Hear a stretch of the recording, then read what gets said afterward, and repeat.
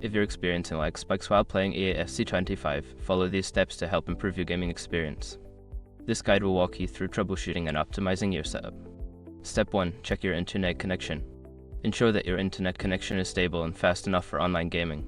Use a wired connection if possible, as it typically offers lower latency compared to Wi-Fi. Step 2. Close background applications. Before launching the game, close any unnecessary applications running in the background. This will free up system resources and bandwidth, reducing potential lag.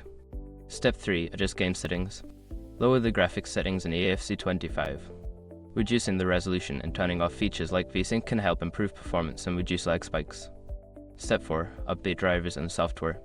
Make sure your graphics card drivers and game software are up to date. Check for updates regularly, as developers often release patches that can enhance performance and fix bugs. Step 5. Optimize router settings.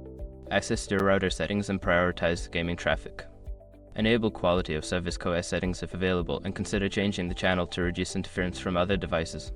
By following these steps, you should be able to minimize lag spikes and enjoy a smoother gaming experience in EAFC 25.